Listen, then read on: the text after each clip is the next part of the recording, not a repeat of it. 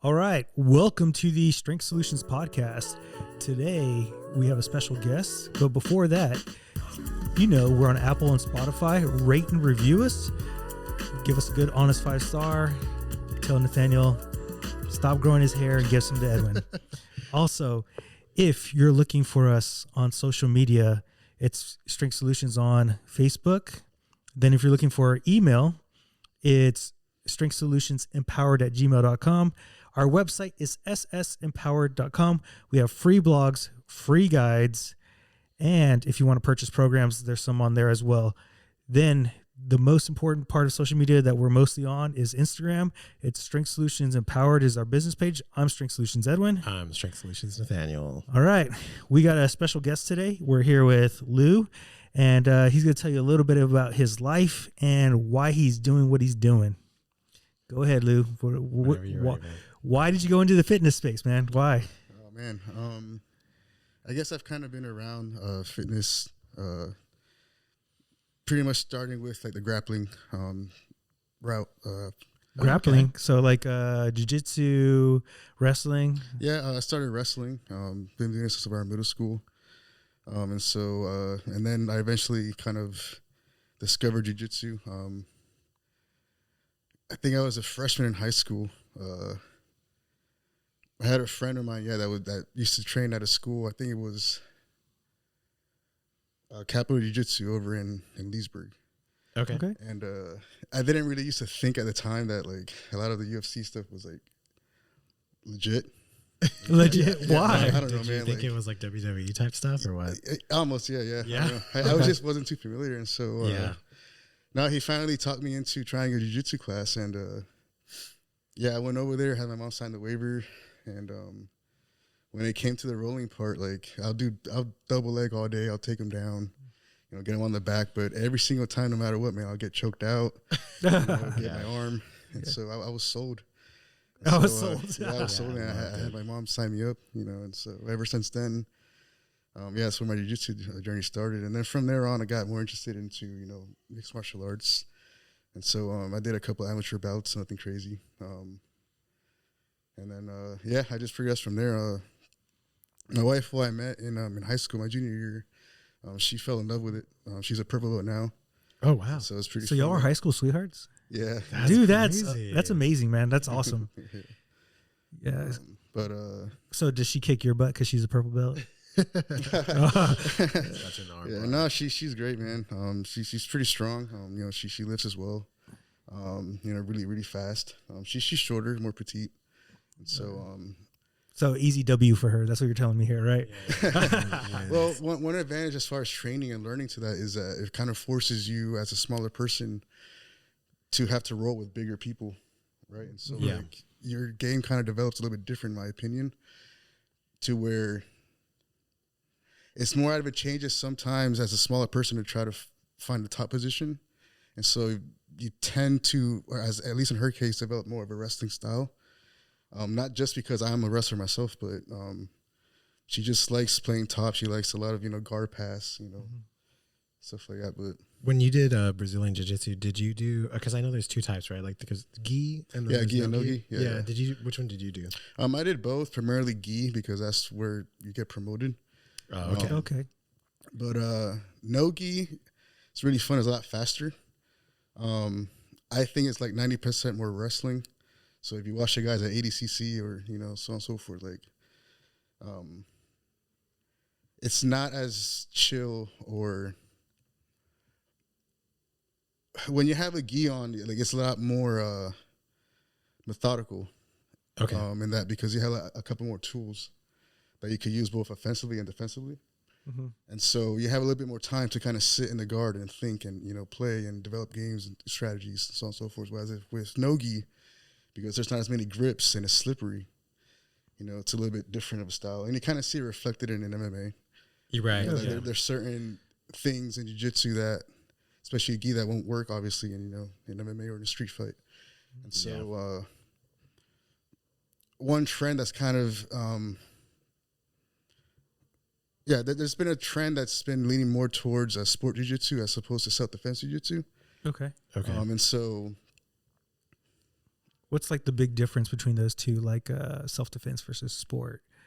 Well, in a self-defense aspect, like you typically don't want to be on the ground. Okay. Right? True. Whether, you know, Yeah, you don't know what the guy sense. has or how many people are and so on and so forth. And, you know, the rules are just different in the street. Yeah. But, and there's certain positions that just won't, like when there's strikes involved, there's certain positions in jiu-jitsu that won't because there's no strikes involved. So if you're playing like a really open guard or if you're playing like a deep half or, you know, something that leaves your face very vulnerable, it's not always the best. And when you're doing sport jiu-jitsu, right, it's based on points or like there's a time frame. So a lot of the times as you slap hands and then you jump guard, you know, that's not really applicable in this self-defense aspect. Even UFC, you know. Yeah. Do you still practice now? Not as often. It's very hard to do both bodybuilding and jiu-jitsu as far as recovery. Off season, however, I do tend to train more. That's cool. Yeah. But Because it takes a lot of endurance to kind of like just get going, grappling, rolling. Yeah, because you would think at first it's like, oh, well, you could just add that as your extra cardio. But it's like you also got to think about for one, the type of cardio and then, you know, recovery and your joints and, you know, like even doing heavy bag work for cardio, like that's going to take a different toll on your joints as far as recovery. That's just, you know, walking on a treadmill. Yeah. So you've been bodybuilding, right? You're also a personal trainer. Let's go into your personal training before bodybuilding. So what got you into personal training? When did you start? I know you work with Nathaniel over here. Just give us kind of like the rundown. Like I started here, and what do you like in personal training too? Yeah. Well, I guess I could start with what I like. I kind of like the education aspect of it. I first started out as I used to teach band in high school. I did jazz band and the marching band in the summer. And so Jack of all trades, man. This guy can do anything. So you play instruments? Wait, hold on. Before you go on, you play instruments? Yeah, I'm primarily a drummer. Yeah. A drummer? Yeah. Okay. Oh, you keep the beat. Yeah. Do you have like a kit? Oh yeah, man. What? Let's go. Do you play now? Yeah. Hey, bro, you and your brother and him can start a band. Start a band, bro. What the hell? That's awesome. I mean, he'll drop back, but you know. I'll put the worst on it, yeah. I'm primarily right now a jazz cat, man. Like that's my thing. But yeah, I guess when I was in band or teaching band, I was also kind of performing a lot at the time, and I used to actually with pressure of the parents, because I also like to give real world experience. I read a book called Fake by Robert Kiyosaki. And he pretty much just goes into like how in the education system there's just like how flawed it is with expertise and actual practical ideas. And so like how many, you know, economics teachers like run a business or have ever tried to start a business or you know, I don't know, like how many band teachers I work with, how many pieces have you wrote on your own, or like how many times have you performed, and it's just applying your skill kind of thing. Yeah, right. And so I was getting to that. Yeah, that's pretty interesting. Yeah. Do you know who Robert Kiyosaki is? He wrote Rich Dad Poor Dad. Yeah, Rich Dad Poor Shit! Dad, I read yeah. that book. Yeah, Yeah, I know that book. Yeah. That's pretty cool. Yeah, But, I've heard a lot about it. Oh yeah, I guess what I'm getting to was with the kids, I wanted to give them certain opportunities to apply their skill, and so what I would do is with certain gigs, I would hire them as a drum tech, you know. So like I will have them, you know, tune a kit, put it together, do the sound check for me sometimes, and so that's cool, man. You don't hear that idea. Yeah, that's so cool. But being involved more at the same time of teaching and then being on stage, I really got to see the impact of music. And so I got a lot more interested in the psychology behind it, like more from an evolutionary standpoint. So if modern day language with syntax and, you know, the way we put words together, like if that music predates that. Yeah. Right. As a form of communication. And so why does nature continue to select our propensity towards music? That was my curiosity. You know, is it a meme, or is it just a I guess what you would call it a spandrel, just a leftover gene? Right. So I took my studies into that route. And then when I started to learn more about the way that music impacts, different diseases, particularly neurodegenerative diseases, I got more interested into the cognitive side. And so I saw this movie, man, a long time ago. I think it was called like Memory and Music or something like that. Mm-hmm. It was about this place where they had a lot of people who had like Alzheimer's or dementia and stuff like that.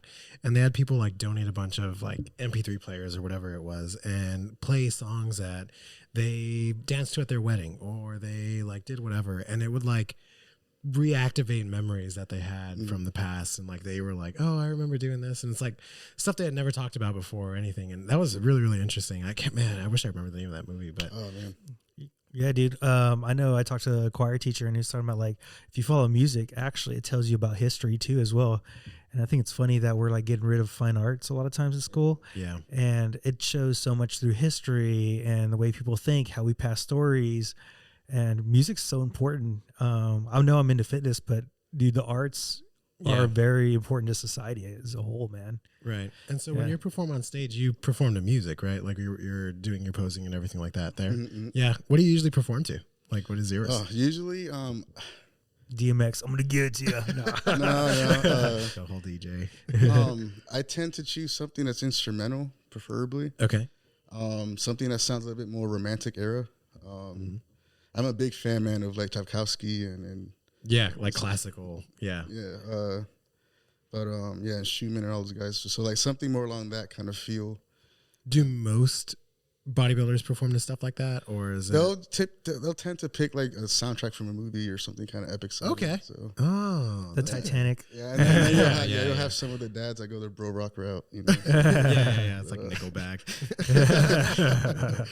Got it, man. How interesting. Okay, so now getting into like the bodybuilding, how did you kind of segue from? Because that's kind of an interesting segue to go from fighting into bodybuilding. Like, what brought you there? I just pretty much wanted a new challenge. Like, there's not, as far as wrestling goes, there's not much of that after high school or college. Oh, okay, I see. It's not a lot of like money and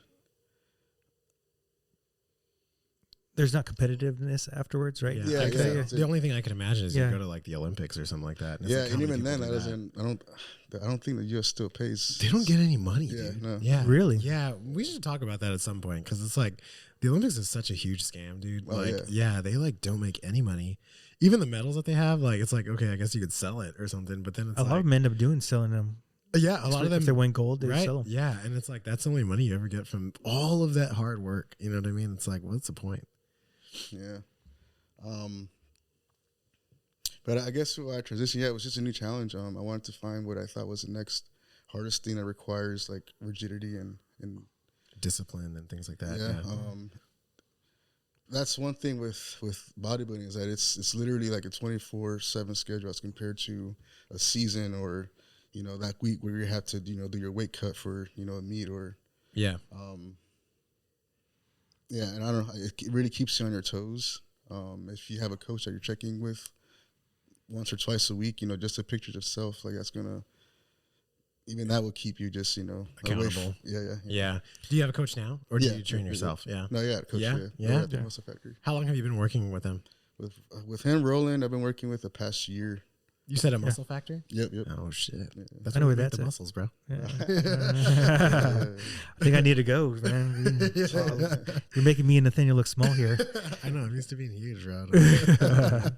Need to get around some average people. Okay, that's pretty cool, man. So how long have you lived here in San Antonio? Is this where you're from? Did you move here? Yeah, I moved here from like the Central Texas area. Okay. Like the Harker Heights, Killeen. About 2 years ago now. Got it. Yeah. What brought you here? You, bro. Heard about me. We would visit, and I would gig a lot in San Antonio, even when I was living over there. For music, right? Yeah. And then UT Health too. Like, there's a couple colleagues there in the Parkinson side there. I know. Oh yeah. I totally forgot to tell you, this guy's like a super genius, man. Oh yeah. Yeah. Yeah. So where did you go to school then? I did my education over at Baylor. Oh, okay. Yeah. Well, that's not an easy school to get into. It is not. Yeah. And so what did you graduate with? What did you concentrate in? What's your major? So I don't have a PhD. I did master's thesis based on how the auditory cortex can take away motor functions. And so I used Parkinson's as an example for that. So for example, say you're in a waiting room and then there's a clock that's ticking, and you might find yourself tapping along to that, the clock or so. So right there in that instance, your auditory cortex is using that oscillation that is a clock to have your body move. And that's interesting, right? Because that happens before you're consciously aware of it. And so just there are very interesting conversations on free will, but now that phenomena you can use to help alleviate certain movement disorders. And so if you have an oscillation, whether it's a metronome or the beat of a song, and say you have someone with Parkinson's, you're able to do like a form of gait training to have them follow the oscillation and to help better their gait when they move. And so the only tricky thing is that you would think that you could continuously do that and have some sort of neuroplasticity to where they can hold on to that, but the disease just progresses so fast. And so that's kind of where I've been doing my bulk of my research in that realm. And so then you'll have like certain devices, like Abbey devices, for example, like they go on your wrist. And so it'll send a signal to the thalamus. And so what it does is, so every time you have a tremor, right? So that the typical Parkinson's is going to have a tremor. And so it's like a kind of pleural on one of the sides. You'll have bradykinesia, which is very, very slow movement. They may have freezes. And so those are typical symptoms of Parkinson's. And so what the tremor basically is, it's a glitch almost. So that's your motor cortex not knowing when to initiate movement. Right. And so the reason why that happens is because your motor cortex, it uses dopamine, right, as a way to help predict movement. Okay. And so you have an area in the back deep part of your brain that's called the substantia nigra, pars compacta. And it's like these two black pigments, and that's where dopamine's held there. And so the dopamine would from there go on project into an area that's called the striatum. And so it's made of these two sections called the caudate nucleus and the putamen. And so you'll have your D1 and D2 receptors right there. And so whenever those neurons there start to die, now your motor cortex can no longer predict movement, and that's what Parkinson's tends to manifest in that. One of the hypotheses is called the Brax hypothesis, is that they think that it tends to be a autoimmune issue. Right. So that can enter through the nose, for the nasal cavity, for example. And then it'll start to form these Lewy bodies from a gene that's called, or not a gene, a protein that's called alpha-synuclein. And then eventually that will start to generate the dopamine neurons. Some of them develop Lewy body dementia, so that's another common thing that people with Parkinson's will develop later on stages. But yeah, so that's pretty much what Parkinson's is. So you can replace them not being able to predict movement with the loss of dopamine with that oscillation. For example, whether it's auditory, you could do it with visual. So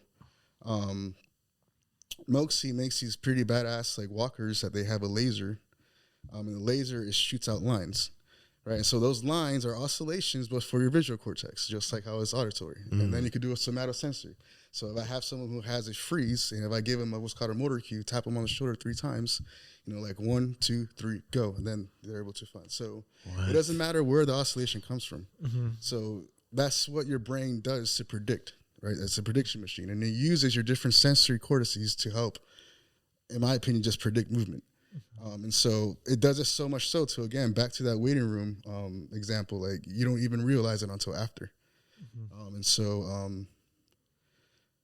whenever you have certain neurodegenerative diseases, you see it manifested in different ways, through.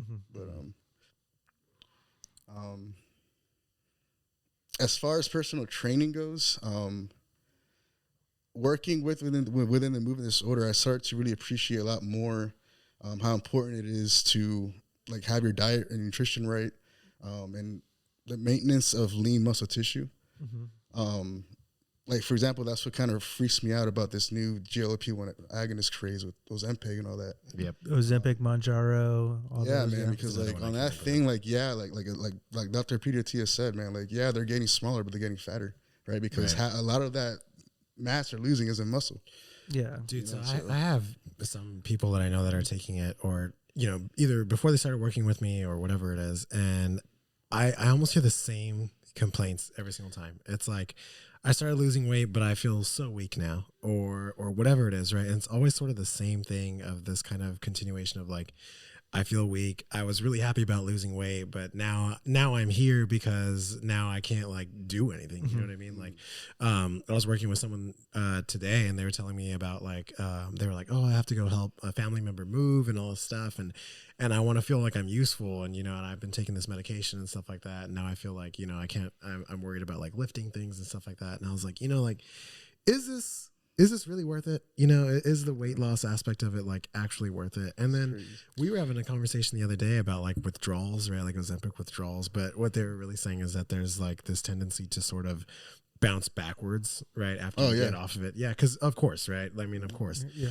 Because you're messing with the cravings and hunger signals, right? Yeah. So as soon as you go off of it, bam, I got to go back to eating everything I was eating before, right? And in the research article that we were reading, it was saying that like whether they changed their lifestyle or whether they didn't, they still gained weight back, right? Like regardless. Yeah, it was just they gained half the weight back, I think, was if they changed their lifestyle, which I can see as a pro, right? I think we just don't know enough.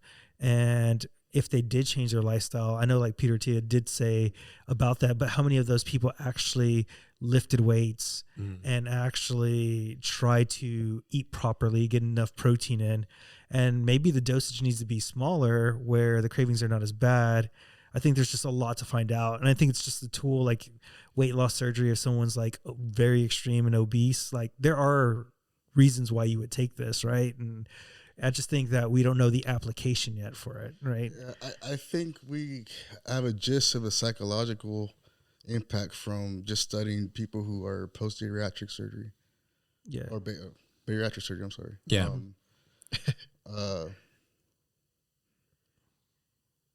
And the other thing too, man, is that a lot of these people that tend to, it's crazy because this drug was supposed to be intended for, type 2 diabetes and for morbidly obese people. And now they're just handing it out like candy, just like, oh, your BMI is over 30, so I guess I as a bodybuilder, man, I'm freaking 6% fat right now post show. Like I've got a BMI of over 30. Yeah. Probably, Yeah.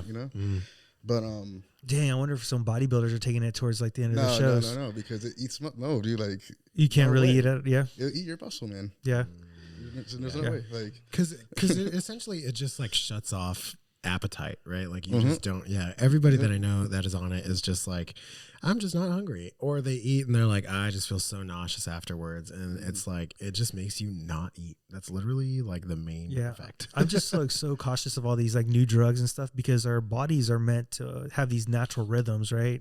And now we're disrupting something. So if you disrupt something down the chain is going to happen, right? It's like in fitness, when your shoulder's messed up, or let's say someone tears the right ACL.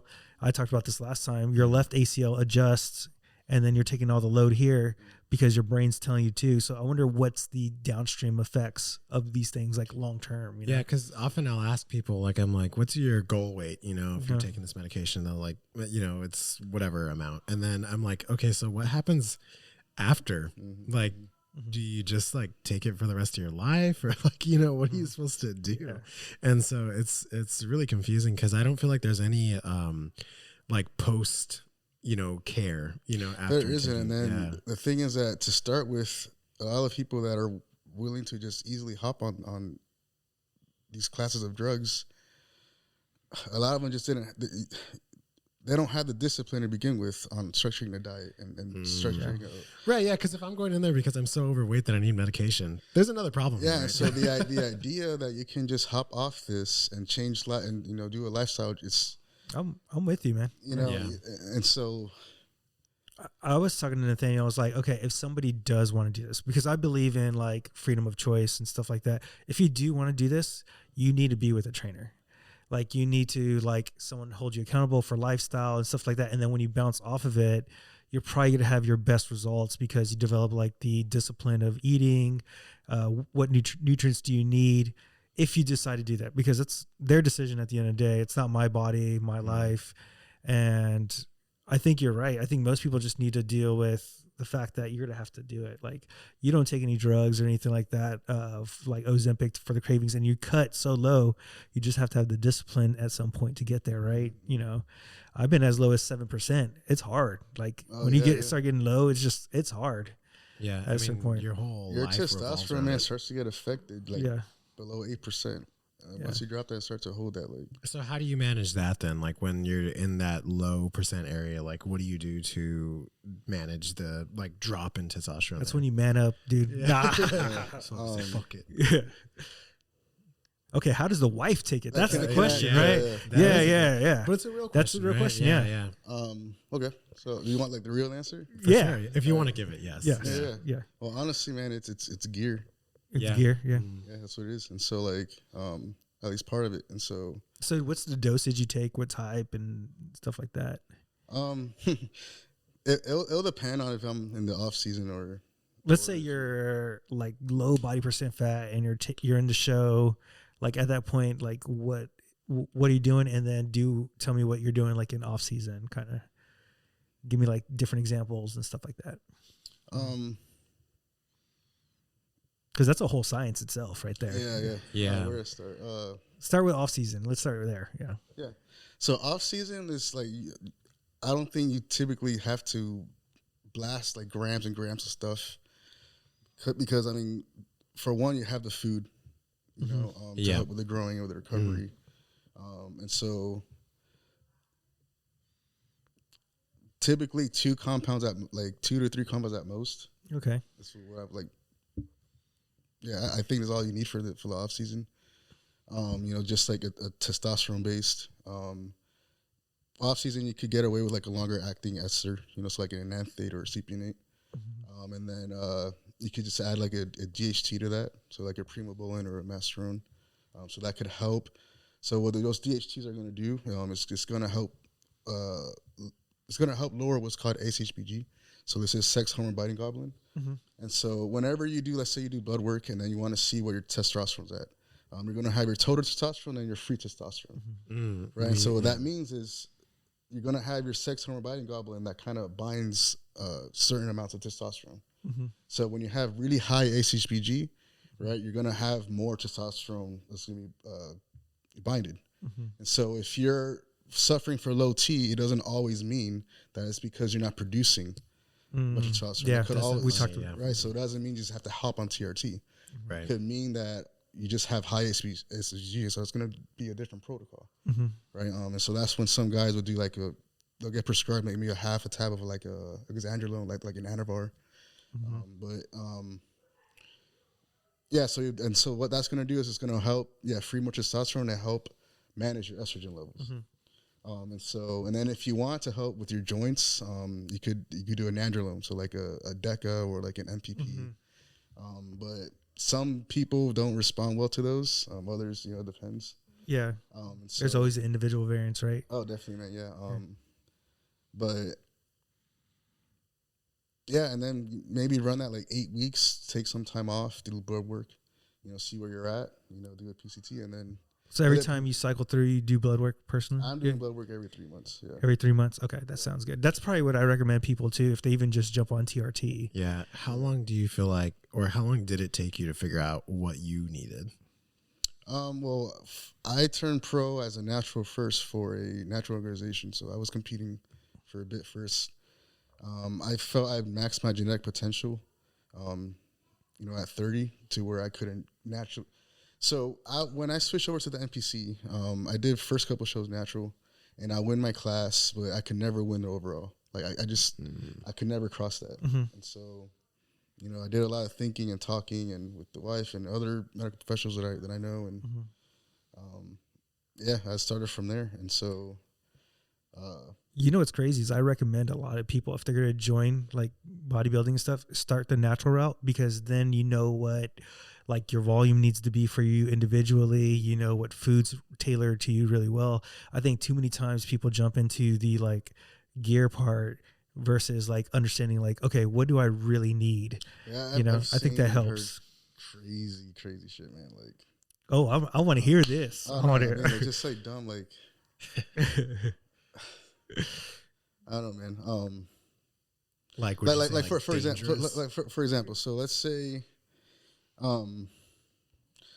so for estrogen management, one thing that would help is to microdose, right? So rather than taking 2 big shots during the week, right? If you're taking, super physiological levels, you're going to have a peak of testosterone and estrogen go up, right? And then you'll have a slow gradual one and it peaks again. Whereas if you want more gradual levels. And so what that means is that you're upping the chances of having really high estrogen levels stay. Because whenever testosterone goes up, estrogen goes up with it, right? And so a lot of the gynecomastia and water retention comes from the high levels of estrogen. And high blood pressure can come with that as well. And so one way you could help manage that is microdose your shots to where you have more even blood levels. And so my last off season, I got away with not taking any AIs, any aromatase inhibitors. And so just because you were so good at managing it. Yeah. And so my levels were even. And so I didn't, because if I don't do blood work and I don't see that my estrogen levels are in check, then just because of culture and bodybuilding, I'm just going to think, oh, well, I'm taking tests, so I have to take an AI. Wow. Right? And so now I crash my estrogen. So here are 2 ways I've seen these kids crash their estrogen, right? So they'll do it that way, right? They just think that they have to be on AI because they're on some test. So they'll take, 20, 40 micrograms of Rimadex or Novodex, whatever it is. And then all of a sudden, they become postmenopausal women. What? Right? And so here's another way to do it. I'm freaking out. Another way to do it is, well, your hair is long, Nathaniel. they'll be like, oh man, I don't know, like I'm feeling like super watery, or like, oh, I'm getting like certain headaches, oh, I'm not sleeping so well, and they're thinking that's because their estrogen's high. But another thing that they also don't check is their blood pressure, and that's what's killing all of us in the community. Right. Wow. It's all atherosclerotic cardiovascular things that they're all dying from. Heart attacks, strokes, pulmonary diseases. And it was, especially the guys from the 90s. So it's an interesting time because right now we're learning from the guys from the 90s eras, right? Because those are all the guys that are in their 40s and 50s that are all falling now. Yeah. So do you know what happened to John Meadows? Do you know? Dude, Mountain Dog is like, I have a lot of his programs, like watching his stuff, transitioning from grappling into or MMA into bodybuilding. Do you know who John Meadows is? No. Oh, dude, he's the man, bro. If you ever see me have my clients doing cage presses, that's because. But anyway, okay, I see you do those a lot. Yeah, I'm always like, what is that? So we're kind of learning now certain things, and one of the big things is monitoring our blood pressure. And so I'm pretty big on using either, it depends on what works best for you and what your doctor tells you, but either an ACE inhibitor or an ARB. And so let's say back to example, let's before I get into that. So, water retention, not sleeping so well. So a lot of these kids just think, oh, it's because my estrogen is really high. Yeah. So let me get on AIs. And so then all of a sudden they crash their estrogen, and again, they become these menopausal women. Why do I say that? Because then when estrogen drops, right, you have shit libido, your joints hurt, right? Estrogen plays a big role in your joints. Okay. Right? You can't grow any muscle with no estrogen. That's another reason why I try to avoid as much as I can AIs in off season. Because when I'm trying to grow muscle, I want estrogen there. That's an interesting statement. Okay, so you can't grow muscle without estrogen. No. Can you explain that a little bit more? Is there any way? Because, most people I think would think that estrogen would make you not grow muscle. Because it's seen as a female hormone and females are not as strong. But I know it's important in their cycles to actually help build muscle as well. Yeah. Well, because another thing that it helps too with is like recovery and the management of glucose. Okay. And so studying, for example, when you're studying like E2 estradiol and the prevalence of Alzheimer's, so you have more women that get affected with Alzheimer's and more men that with Parkinson's. And one reason has to do with the estrogen. So let's say you have a female who has a genetic disposition for Alzheimer's. Let's say she's ApoE4. And so you could have genes, so you'll have 2 alleles you get from your parents. They could be a combination of E4, ApoE4, E4. You have E3, and so on and so forth. If you're ApoE4, your chances for Alzheimer's tend to increase. Right? And so let's say you're a woman who goes through menopause and then you go through postmenopausal surgery. Now your estrogen levels start to get manipulated, and now the way that you metabolize glucose gets manipulated. And so your brain uses a lot of glucose, right, for energy and for function. And so then these women who go through the post-menopausal surgery who are ApoE4, then they all of a sudden more rapidly develop Alzheimer's, right? And so is that why they're putting like telling women as soon as they go through menopause, go through hormone replacement, and get some of your estrogen levels and stuff like that back to normal? Oh, you have to, yeah. And they're seeing like a lot of success because I've just recently have read more about that stuff. Yeah, I feel like I remember hearing about that. Yeah. Estrogen plays a big role, man. Like in men and women, just like women, even though estrogen plays a bigger role in women, like they still produce more testosterone than they produce estrogen, right? So they still need testosterone too. Yeah. So it goes both, it goes both ways. But so because these kids don't check their blood pressure, right? They think that all of a sudden it's because of estrogen. They crash for estrogen with AIs, and the problem doesn't get fixed because the blood pressure is still high because they don't check it. And this is an argument even that I get in with doctors. Like, for example, like over at this, there's a facility that I was working over at, and the nurses they're always using these wrist cuffs for blood pressure, and those are the worst things to use, right? And so after repeated failed measurements that we would see, and then when we would switch over to using the regular cuffs, they will work, and every time these nurses would just have this surprised look, like I don't know, it's just, it used to really irritate me, Yeah. But and then the fact that they would just, because technically you're supposed to sit for like 15 minutes. Not obviously not every doctor's going to do that, but you're supposed to sit for 15 minutes with your arm up here at a certain position. And so just a lot of blood pressure measurings are just off, just based on that. Wow. Is that why they make us wait in the waiting room for so long? Oh, right. I always think it's funny when they have the blood pressure cuff thing, like at a Walmart or something, and you sit down, you've been walking the whole time. I'm on my phone. I just drove there through traffic. Even when you're in the waiting area, you're on your phone. You're not supposed to be on your phone. Like, you're supposed to be just sitting. Yeah, with your arm in this, right? Yeah.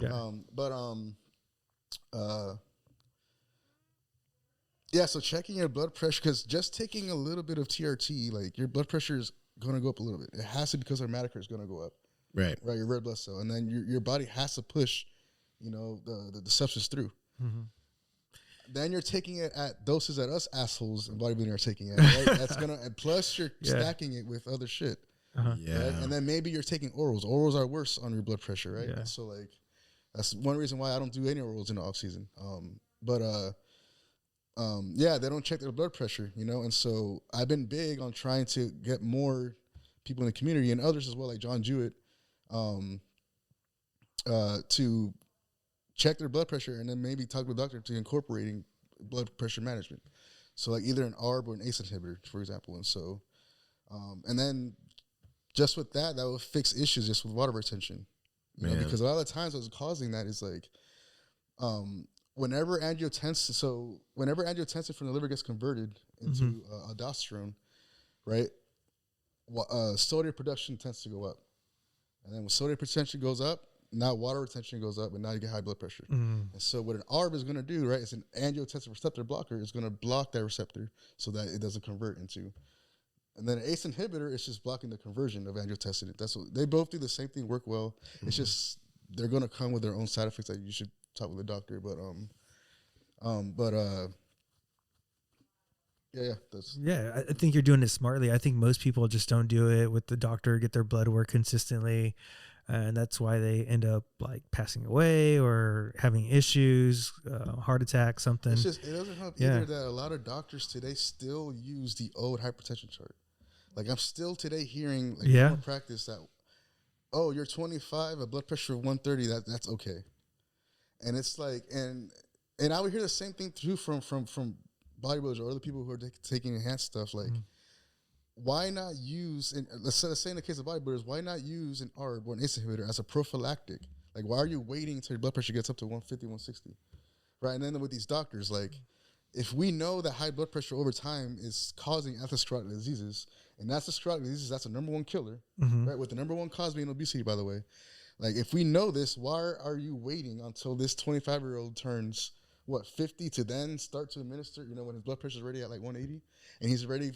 So you don't now like you're way behind. You're fighting. You're behind because now you're chasing it. And then you're not even checking. You're probably not even checking his ApoB count, right? So you don't know how many plaques you're developing in the endothelium. Dang. Right? Your triglycerides and so on and so forth. And so like the longer you leave your blood pressure up, right? Whether it's from obesity or whether it's genetic or whether it's because of something you're on or whatever it is, like you're just increasing chances,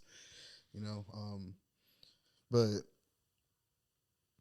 you need to tell your boy Nathaniel to get a blood cut, get a cuff, and check his blood pressure. Yeah, that is because have you done that since you've been on TRT? Check your blood pressure? No, not at all. Yeah, because so like I went and got my testosterone checked like I don't know a year ago at this point now. It's been a long time.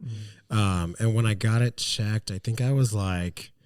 It was like 400 or something like that. Like it was pretty low. They said he was a female. Yeah. That's another thing. Like that a lot of doctors will tell you at 30 or 25, they'll tell you, 400 is okay. Right? Yeah. And then I've heard some say 200, 300. Are you serious? Dude, I swear. Actually, you know what I've noticed is the old normal used to be like up here, right? Let's just say 400 or 500. Now they've dropped the normal to this. But also, young men are at the lowest testosterone ever, right? I think that's because of. I think that's the way that the trends. So that's why there's a difference that I like to see, and I think there's a difference in what's normal and what's optimal, because what's normal tends to trend with what society. And so, for example, yesterday, let's say a BMI of 25 was considered overweight. But then, as people start to get more overweight, now we moved it up to 30. I'm just throwing. Right. I'm not saying that's accurate. I'm just, yeah. No. That's a great example, though. Yeah, and so that might be normal, but that's not optimal. And it's the same thing with blood pressure, and it's the same thing with and so. Yeah, because I've heard that they.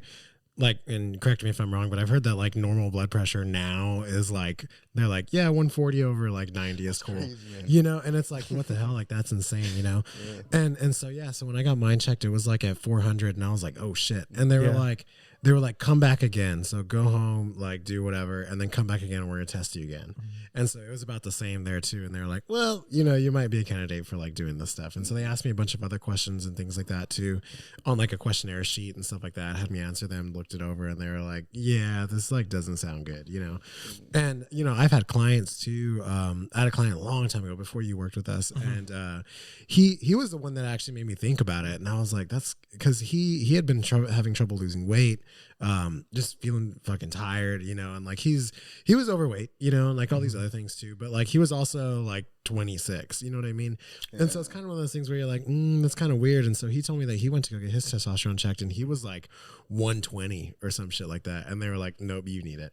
And as soon as he started taking it, he was like, man, I feel so much better. You know what I mean? And so like, same thing for me too. When I got on it, I was like, holy shit, for like, who knows how long I've just been living super miserable, like just really fucking tired, like no sex drive, like, just like no drive, mentally at all. Yeah. And so now I'm doing it now, but I'm actually going to switch like the place that I'm at, because we networked with a place called Renew Wellness.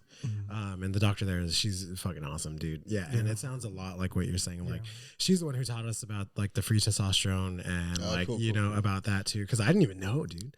Yeah. Cause she did, choosing physique.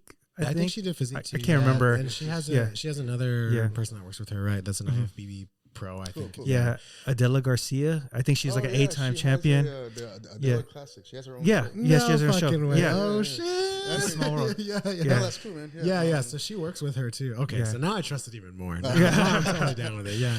No, that asked me. Yeah, testosterone is big, man. Even so, I put it in my food. You should have seen this guy when he went off that 1 week. Yeah. There was a week where I'm gonna be real honest with you, I just got fucking lazy. I just like was like, I'm not really doing it. Yeah. And dude, I was like all fucked up, man, like all tired and just like I was like, you literally like, it wasn't that bad, right? But I definitely felt like a reversion back to like how I used to be, And I was like, okay, I can tell. A lot of that tends to come from sleep, man, because oh no. whenever Please keep on preaching. Please. Please. Ask him what his sleep hygiene is. Hey, so I'm trying to be a lot better about it too. Good. Because I will say that I will say that too, when I was going to get my testosterone checked and everything like that, like I was like, dude, I eat relatively well, like I work out all the time, like sure, sleep could be better. And so like my two biggest things, and Edwin knows this for sure, like sleep and stress. Right. I bet if I get those under control, like I'm not that I maybe wouldn't need testosterone or whatever, because I'm sure there's other factors. Bro, I already told you how to handle stress. Just masturbate, bro. Just fucking get one out. Just man. get one out. Yeah. You know, Go ahead. like, so I wonder if, because another thing too is that I think that before people hop on TRT, they should try certain lifestyle changes first, and a big one is sleep. Yeah. But here's the thing, like whenever. Because you go through different stages at night when you're sleeping, right? And so the first latter stage, once you hit deep sleep, that's where most of your your testosterone, IGF-1, signaling tends to happen. That's where your growth hormones, all this stuff is starting to happen. That's where your body's recovering. So like the first part of your sleep, you could say that's therapy for the body. That's where recovery goes. And that's why when you're suffering from low testosterone, you don't recover as well, because you're not getting as much of that during that part of the sleep. And then your second part of sleep is where you get into REM sleep. And that's where I like to say that's therapy for the brain. And so that's where it's called memory consolidation. That's where your brain is consolidating all the information from, days and hours prior. And so when you start to inhibit that part of your sleep, for example, that's what tends to also increase chances of Alzheimer's. And so in other kind of cognitive decline, it'll impair your learning and stuff like that. And so just for your own hormone management, it's very important that, you get that sleeping. So because another thing too, that you also get your hunger hormones are also starting to start to regulate during that period, right? So your leptin and ghrelin hormones. That's why poor sleep leads to more, bad decisions. Yeah. That pizza. I always tell people, like all my clients, like I don't care about your exercise or anything. I want you to learn how to sleep first. I want you to wake up, get sun. I want you to it sets your whole day up, man. The thing is, man, that and you could say it sounds very bodybuilding-ish, but it's for everybody. Like you grow in recovery. Yeah. Right? We don't grow in the gym. That's not where growing happens. Yeah. Right? Recovery happens technically as soon as you step out the door. Right? And then when you get to sleep. Damn. And so whatever you do, especially with cortisol management, and so when I'm doing my pre-workout meal, right after I like to do, right before I train, I like to do about 500 milligrams of ashwagandha. And so because when you're training, you don't want cortisol levels to be too high. They'll be a little bit up, right? Because you're breaking down tissue. But you don't want it to be chronically high, and then you also want it to be chronically high when you leave. Because cortisol is going to impact your recovery, from that session. And so, and then before bed, I will do another 500 milligrams of ashwagandha to help with the sleep and the cortisol. Because when you're not managing your cortisol very well, the other thing that happens too is that the cortisol, it will either stay chronically high or it can elevate sooner into the morning. And so it's typically normal. Let's say you're on a normal sleep schedule. And then let's say around 4 o'clock, it's just going to be normal for your body temperature to start to rise. And cortisol is going to start to rise with that, right? Because you're getting ready to wake up. And so that's what makes it so hard to get out of bed. It's because cortisol is up. And so the thing is that once you get out of that bed, right, that's why it becomes easier. You broke through that threshold of cortisol. And now you don't want it to be staying chronically high. So what are the things that you could do to manage that? Well, if you're into that, you could do cold water therapy, so like a really cold shower, right? Enough coldness that will release epinephrine, adrenaline. And so the con to that is that if you're big into hypertrophy training, cold showers do inhibit, because that's the downside, man, is that it does help with inflammation. You do need inflammation for right. But anyways, I'm a big proponent of drinking water and having I drink element tea in the morning. Oh, dude, I do the same way. 1,000 milligrams sodium. Yeah. The same way, dude. Yep. First thing in the morning. Got to join on the train, Nathaniel. I'm telling you. Well, because before, for a while, for years, because I learned this when I was learning in school. Like for a while, I was just do just sodium in my water. Yeah. But then I started to get bigger over the last couple of years into electrolytes, and then Element came along. Yeah. So I just subscribe to them on Amazon or whatever. Yeah, me too, man. I get a package every 3 weeks. I go through them fast. Sometimes I take 2 a day. because you sweat a lot, or like some people just perspire more, right? And so you just need it. And I got all this muscle here, look guys. No, just kidding. Okay, so question for you next. Okay. Do you take caffeine? Do you use caffeine?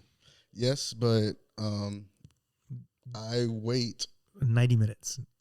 Yeah, and I was doing that before it was cool, by the way. Because it's cool now. Well, no, because the thing is that like your adenosine receptors aren't active until 90 minutes to 2 hours. And so, however, when I'm in prep, I do use it for thermogenic effect. I don't use it for... So what do you mean, like the thermogenic effect? Like, explain to like a viewer who may not understand that. Yeah, it does raise your body temperature a little bit, and so that way, when I'm doing the cardio, like it'll help burn a couple more calories. So I find that when I use pre-workout in a workout, I don't perform as well. I feel like I'm like winded. I feel super just like my first couple of sets might feel really good, but dude, by the middle, I'm like done. How much caffeine are you consuming? So at this point, I used to take a lot of caffeine. I know the answer for you though. Yeah. So I used to take a lot of caffeine in the past, too much. And at a certain time, so I deal with like anxiety and stress and like lack of sleep and other things like that, like everything that is just terrible. And so I was like, no, I got to stop something at some point, right? Like something needs to break. And so now I don't have any more than 300. Like I keep it below that. Sometimes less, but never. Why are you lying to the man right here in front of his face? No, I'm flattered. Like not anymore though. And so that you could get away with your standard pre-workout, which is like 200 milligrams caffeine, and then maybe a cup of coffee. It's not bad. that's pretty much what I... Because that makes like 300 throughout the day, right? Yeah. And that's pretty much what but I don't always use caffeine. So I know there's individual variants to like the half-life of caffeine for certain individuals and stuff. So like for anybody listening out there, there's like, I'm a very caffeine sensitive. I don't have it after noon. After noon, I'm done with caffeine. Old. That's stupid. But I was gonna say, talking about caffeine. I don't use caffeine in every single workout. So because typically in my stack, like my pre-workout, like, so I'll have like a stim. So let's say like on a back day, I'll use a stim pre-workout, and then I'll use a non-stim more as a pump, and then together. And then I'll tend to wait about an hour or so after my pre-workout me to train, so the digestion goes through. And then in my pre-workout, I'll put a syrup that Evogen makes that has a couple of fast-acting carbs in it. And right now, because I'm off-season coming out of the show, I stole this idea from Seth Feroz, but I put a couple of gummy bears, because it's like a little cocktail. I like to tell myself that, it's dextrose, man, it's a lot more faster. But really, it's just That's funny, I do that, and then that's all I do. But if I'm training legs, I don't like caffeine on leg day. And when I'm training arms, I don't like caffeine because so I'm doing arms like bicep and tricep, like you want as much blood flow to that area. It's not a big area. And it could take a lot more punishment, right? Your bicep and triceps. And so if I'm doing a lot of caffeine, right before the workout, well, in that case, especially at 200 freaking milligrams, that's going to be acting as a vasoconstrictor. And I want as much dilation as I want, right? During that workout when I'm training You want arms. it to perfuse there. And so I'll do a non-stim pump, right? Maybe some carb powder before, but I don't do any. Yeah. It's pre-workouts are overrated, man. I find that I feel like I have started to use them during my workout. So like I'll like work out and I'll just like sip it through the workout, and I find that helps me way better than like taking it before. And then that's interesting because if you're using caffeine as a tool, so there are ways you can use caffeine as a tool, especially like if you're learning or if you're studying something. So when you first start to study, so let's say you're in a work or study bout,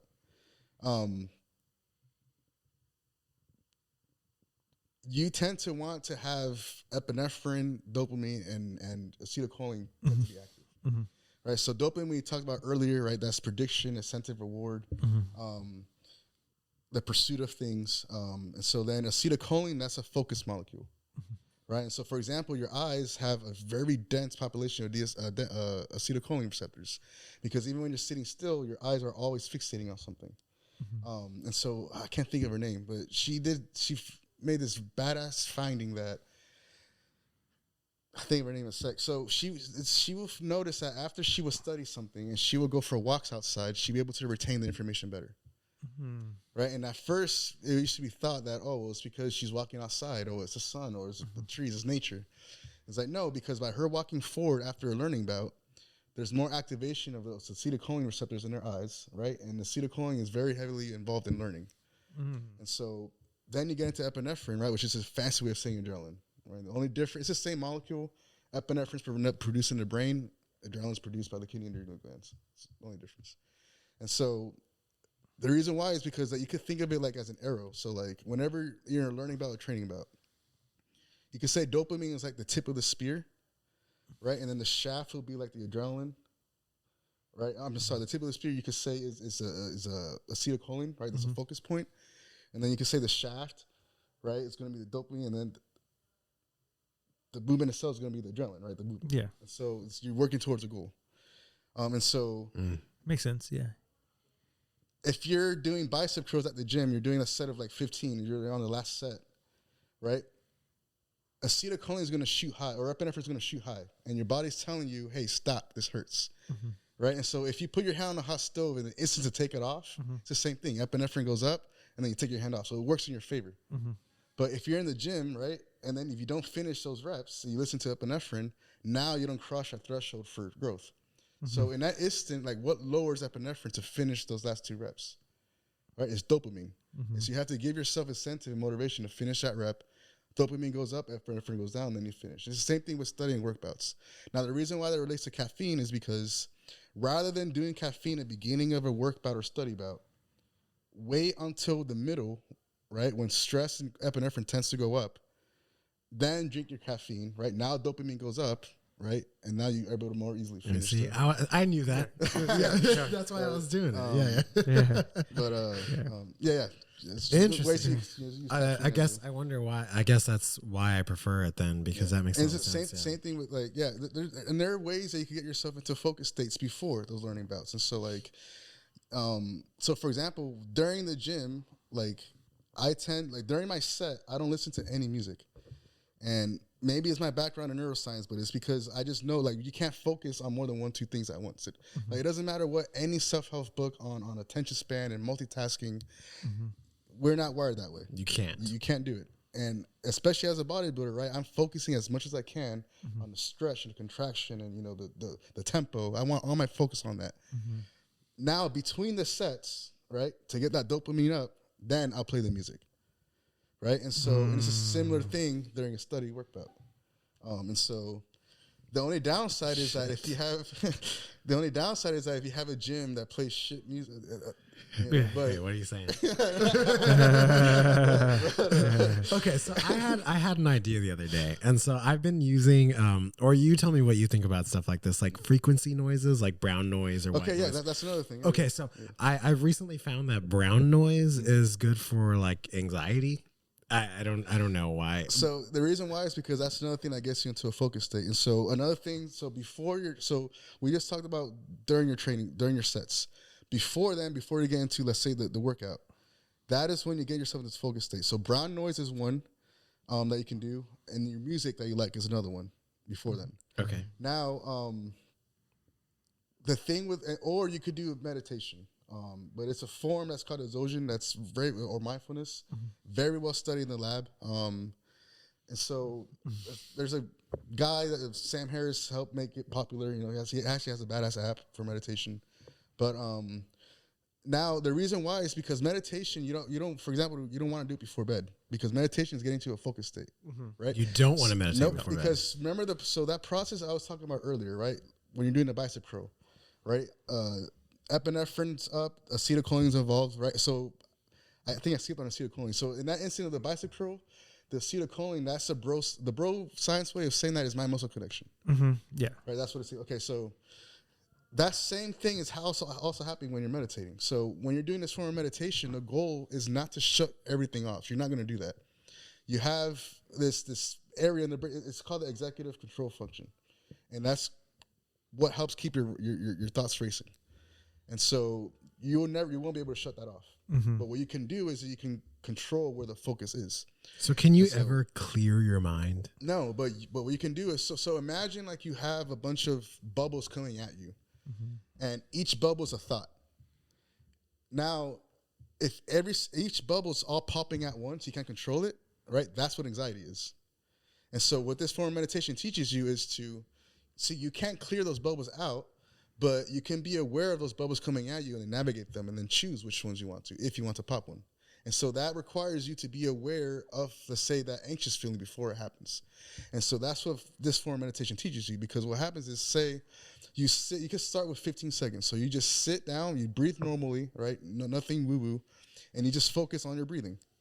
And then as soon as your attention veers off from your breathing, which is going to happen because it's very hard at first, once your attention veers off from your breathing, that's not the failure. What happens is the goal is to notice that you're no longer thinking about your breathing and then bring it back to your breathing. And that's like doing a bicep curl for your brain because you're training it. Hey, focus. It's like reps. It's reps, man. Yeah.